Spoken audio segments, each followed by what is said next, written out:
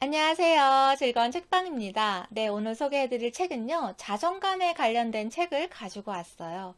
우리가 살면서 자존감이 오르락내리락 하잖아요. 외부의 충격에 의해서도 그렇고, 내 감정의 상태에 의해서도 자존감이 오르락내리락 해요. 그러한 자존감을 단단하게 만들어줄 수 있고, 또 나의 자존감을 키우는데 도움이 되는 그러한 내용들로 가득한 책이에요. 자존감을 키우는데 쉽고 빠르게 따라할 수 있는 그러한 지침서라고 할 수 있어요. 어떤 책이냐면요. 나에게 주는 최고의 선물 자존감이라는 책이에요. 나에게 주는 최고의 선물 자존감. 네. 이 책은요. 내 안에 감추어진 위대함을 찾기 위한 안내서라고 되어 있거든요. 이 책을 쓰신 작가분이 어떤 분이시냐면요. 주디스 벨몬트라는 분이세요. 이분은 심리치료사이시고 동기부여 연설가이세요. 그래서 이분이 강연도 많이 하시고 상담도 많이 하셨기 때문에 이 책에서도 자신의 경험과 상담 사례, 그런 상담 내용들이 많이 담겨 있고요. 연구 결과나 그런 최근의 치료 경향, 그런 내용들로 가득한 그러한 책이기도 해요. 그래서 이 책은 10장에 걸쳐서 자존감에 관련된 내용들을 설명을 해주세요. 그래서 자신의 위대함을 받아들이는데 가장 중요한 항목, 그러한 10가지를 설명해 주시고 각 장마다 또 5가지의 팁을 제공해 주세요. 그래서 연구 결과나 그런 개념들을 설명을 하고 그런 방법들을 설명해 주시고요. 시도해 보기라는 그런 부분이 있어요. 각 장마다. 그래서 그 시도해 보기에서 거기서 제시하는 내용들을 내가 그걸 따라서 뭐 질문을 하면 질문에 대한 답을 회답 그런 생각들을 나의 생각들을 적고 하는 그러한 내용들이 각 장마다 그런 부분이 있어요. 그래서 이 책을 읽을 때는 노트가 하나 필요해요. 노트가 있으시든지 아니면 핸드폰을 메모할 수 있는 핸드폰을 준비하셔야 이 책을 정말 제대로 활용할 수 있고 읽을 수 있는 그러한 책이기도 해요. 그래서 왜 이 책에서는 글쓰기를 강조를 하냐면요. 글을 써감으로 인해서 온전히 그 문제에 집중할 수 있고 그리고 또 내 무의식 중에 그런 자리 잡고 있는 그런 부정적인 생각들도 알아챌 수 있는 그런 시간이 된다는 거예요. 이러한 부정적인 내 무의식 중에 아주 습관처럼 내뱉고 떠오르게 하는 그런 말들 있죠. 그러한 것들이 신발 속에 들어간 모래알, 자갈들처럼 성가시고 불편하게 만드는 그러한 일이 된다는 거예요. 그래서 그러한 것들을 존재를 사라지게 만드는데 도움이 되는 그러한 것이 글쓰기라는 거죠. 나의 생각을 정리하고 집중할 수 있게끔 도와주는 것이 글쓰기라는 거예요. 그래서 여기서는 매 장마다 시도해보기 위해서 거기서 제시하는 그런 내용들을 글쓰기를 하는 부분이 있어요. 그래서 이 부분을 제대로 성실하게, 솔직하게 하시면 정말 도움이 많이 될 거라는 생각을 했어요. 그래서 이 책은 막 빨리빨리 그냥 쑥 읽는 것이 아니라 각 장마다 읽고 내가 글쓰기를 통해서 시도해보기를 해보고 그러면서 나 자신을 알아가고 나 자신에 대한 부정적인 생각을 긍정적으로 변화시킬 수 있는 방법을 터득해 나가는 그러한 시간이 될 수 있다는 생각을 했어요. 그래서 글쓰기를 하는 것이 내 생각을 쓰는 것만으로도 내 생각과 그 생각과 마주할 수 있는 그러한 시간이 되고 또 생각을 막 늘어놓고 그걸 쓰다 보면 그 문제에 대한 다른 시각을 갖게 되고 그 문제를 해결할 수 있는 그러한 방법들이 떠오르게 된다는 거죠. 그래서 내가 생각하는 그 문제점에 대해서 쓰다 보면 그 문제에 집중하게 되고 그러면서 문제를 정면으로 들여다볼 수 있는 그러한 시간이 된다는 거예요. 그래서 글쓰기를 꼭 하라고 권해요. 여기서는. 책 내용을 잠깐 읽어드릴게요. 자신의 위대함을 받아들인다는 것은 바로 지금 이 순간 어떤 조건 없이 자신과 인생을 사랑한다는 뜻이다. 만일, 그리고, 하지만, 같은 말은 들어갈 틈이 없다. 상황이 달라져야만 행복을 느끼는 것이 아니다. 인생의 여정을 따라가면서 자신을 사랑해야 한다. 자신의 모습에 만족하려고 바깥 세상이 바뀔 때까지 기다릴 이유가 없다. 네. 자신을 사랑하고 자신의 삶을 온전히 사랑하는 것이, 조건 없이 사랑하는 것이 나를 행복하게 하는, 나의 자존감을 키우는 그러한 일이 된다는 거죠. 그래서 여기서 책을 보시면 이렇게 시도회복이라고 이렇게 되어 있어요. 그래서 여기서는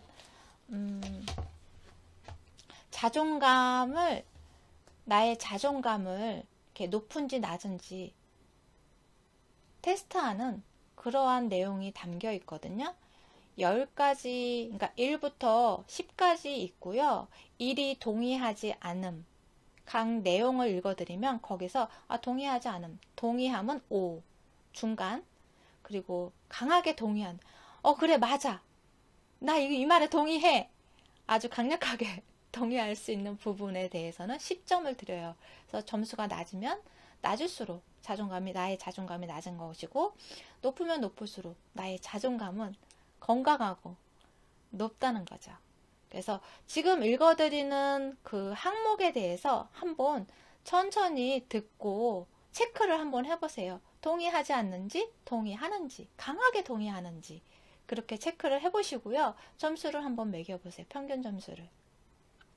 그리고 지금 읽어드리는 문항에 대한 내용들이 이 책의 주 내용들과 연결되어 있거든요.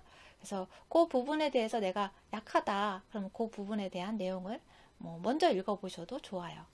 지금부터 읽어드릴게요. 한번 체크를 해보세요. 첫 번째, 나 자신을 좋아하고 가치 있는 사람이라고 여긴다. 두 번째, 완벽을 기대하지 않고 내 부족함은 물론 실패까지도 끌어안을 수 있다.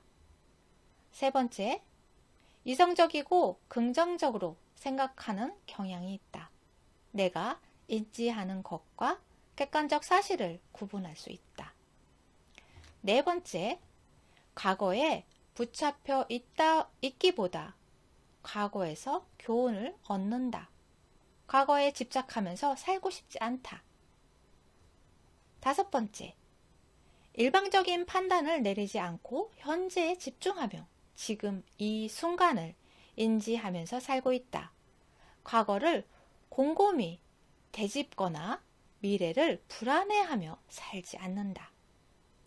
여섯 번째, 스스로 판단하거나 자신에게 엄격한 대신 사랑하는 이에게 보여줄 법한 친절과 연민으로 스스로를 대한다.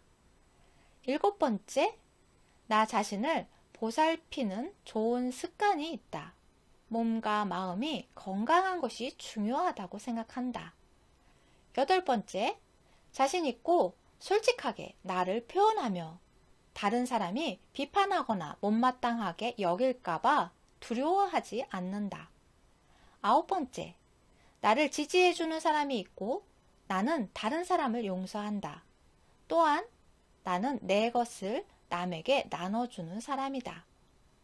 열 번째, 나는 융통성이 있고 긍정적인 사람이다.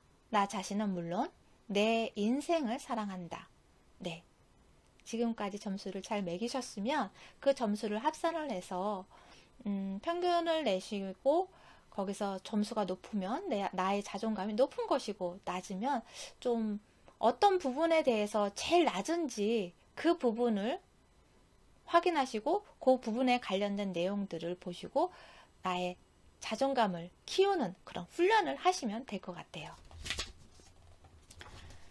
그래서 여기서는 시도해보기에서 이런 식으로 다양한 방법들, 어떠한 연구나 실험 사례에 의해서 그러한 효과가 높았던 자존감을 키우는 데 관련된 그런 방법들을 제시를 많이 해줘요. 예를 들어서 안 좋은 생각, 전부가 아니면 말고라는 사고방식, 그러한 사고방식을 이상적이고 건강한 사고방식으로 바꾸는 그러한 연습을 해줘요. 하게끔 이렇게 제시를 해줘요. 그러니까 예를 들어서 그렇게 말하다니 정말 끔찍하네, 정말 끔찍하네. 그러한 안 좋은 생각들을 그렇게 말하다니 마음이 상해. 그렇게 나 자신에게 표현하는 그러한 다른 긍정적인 표현으로 바꿔서 하는 것을 연습하는 그런 부분도 있고요. 다양하게 나오거든요. 또 예를 들어서 소개를 해드릴게요. 나는 제대로 하는 일이 없어. 나에 대한, 나 자신에 대한 부정적인 생각, 이 부정적인 생각, 뭐 과제물이나 어떤 성과, 일을 처리할 때, 그럴 때 이런 생각 많이 하잖아요. 나 이렇게 제대로 하는 게 없지? 그런 생각 무의식 중에 나도 모르게 하잖아요.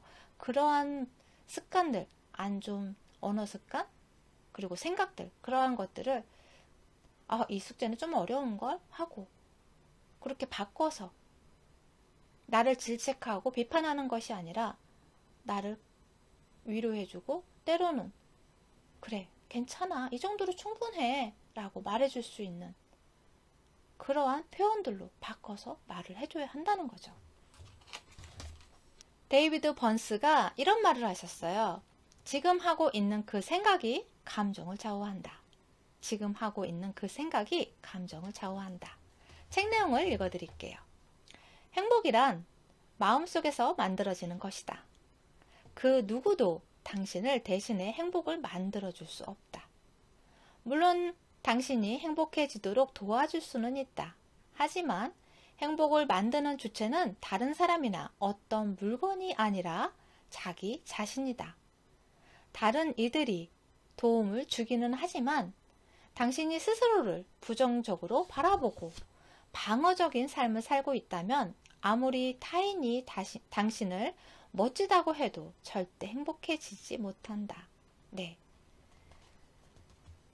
어떤 누군가가 나에게 좋은 말을 해주고 칭찬의 말을 해주고 그렇다 할지어도 내가 나 자신을 부정적으로 생각하고 또 뭐 그럴 리가 없어 라고 방어적으로 받아들이고 외면한다면 그러한 좋은 에너지들을 의심하고 왜 저렇게 말을 하지? 나한테 뭐 바라는 게 있나? 부탁할 게 있나? 그런 식으로 받아들인다면 절대 행복해질 수 없다는 거예요. 열린 마음으로 그리고 또 긍정적인 생각으로 그렇게 나 스스로가 나 자신을 사랑하고 그리고 또 좋은 긍정적인 감사하는 마음으로 삶을 바라볼 줄 알아야지만 행복도 느낄 수 있는 순간순간 오는 그런 행복을 감사함을 느끼며 살아갈 수 있다는 거죠. 그러한 것들이 나의 생각이고 감정이고 나의 마음 안에서 일어난다는 거야. 그러한 일들이. 그렇기 때문에 내 생각을 긍정적으로 바꾸는 연습을 해야 하고 그리고 또 나의 자존감을 키우는 그러한 노력을 해야 한다는 거예요. 나의 자존감이 올라가면 올라갈수록 좀 더 여유롭고 넓은 시야를 볼 수 있고 또 온전히 상대방의 마음을 온전히 다 받아들일 수 있는 그러한 마음의 상태가 될 수 있다는 거죠. 책 내용을 이어서 읽어드릴게요. 화가 나거나 우울해하거나 불안해지면 우리는 자신이 아닌 외부에서 원인을 찾으려 한다. 내게 일어난 일에 대해 내가 어떻게 생각하는지를 봐야 하는데 왜 이런 방식으로 느끼는지 설명하려고 외부를 바라보는 것이다. 물리적인 위해를 가하지 않는 한 어떤 사람이나 상황도 나에게 특정한 느낌을 가지라고 통제할 수 없다. 나의 느낌을 결정하는 것은 바로 나 자신의 시각이고 생각이다. 네. 그래서 우리가 어떤 표현들을 하잖아요. 예를 들어서 그 여자는 나를 미치게 만들어요. 날씨 때문에 속상해 죽겠어요. 그 사람 때문에 내가 나쁜 사람이 된 것 같아요. 그런 식으로. 아니면 우리 집에 10대 자녀 때문에 돌겠어요. 상사 때문에 불편해요. 그런 식으로 표현을 하잖아요. 그런 것들, 이런 지금까지 말씀드렸던 그러한 표현들의 공통점이 뭐냐면 생각하는 방식이 아니라 특정 사람이나 상황에 대한 개인적인 감정을 다루고 있다는 것이라는 거죠. 그런 것처럼 나를 바꿀 수 있는 사람은 오직 나뿐이라는 거예요. 나의 개인적인 감정들, 그러한 것들을 바꿀 수 있는 것이 누구냐면 나 자신밖에 없잖아요. 나 스스로, 나 자신, 그러한 생각들을 긍정적으로 바꿀 수 있는 그런 실천 방법들을 자꾸 연습하고 그것이 나에게 자연스럽게 나올 수 있도록 그렇게 훈련을 한다면 어떤 상황이 와도 그것을 긍정적으로 바라볼 수 있는 시각이 생기고 어떤 상황이 안 좋은 상황이 되어도 그 안에서 또 좋은 점을 발견할 수 있고 새로운 한 가지 시선에만 안 좋은 부정적인 그런 결과물에 대해서만 집중하는 것이 아니라 그걸로 인한 다양한 시각을 그리고 또 문제점에 대한 해결 방법도 다양한 해결 방법을 찾을 수 있는 넓은 시야를 가질 수 있는 그러한 마음의 상태를 유지할 수 있다는 거죠.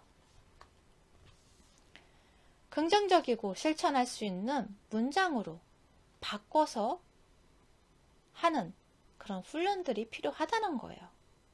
예를 들어서 아까 말씀드렸던 것처럼 그 여자는 나를 미치게 만들어요 라는 그 말을 그 여자가 나를 비판할 때마다 미칠 것 같아요. 만일 계속 무례하게 나를 대한다면 더 이상 그 여자를 만나지 않겠다고 말할 거예요. 그 사람에게, 그 여자에게 만나지 않겠다고, 더 이상 당신을 만나지 않겠다고 말할 거예요. 그렇게 고쳐서 쓰는 연습을 하고 그것을 행동으로 움직일 수 있는 그러한 기반을 만들라는 거죠. 이러한 문장을 쓰고 연습을 하고 문장을 쓰는 그런 과정들이 나를 행동으로 옮기게 만드는 그런 힘을 갖게 해주고요. 그 문제보다는 그 해결책에 중심을 두는 그러한 방법들을 자꾸 연습해가는 그러한 과정들이 필요하다는 거예요. 그러한 것들이 나의 자존감을 키우는 일이 된다는 거죠.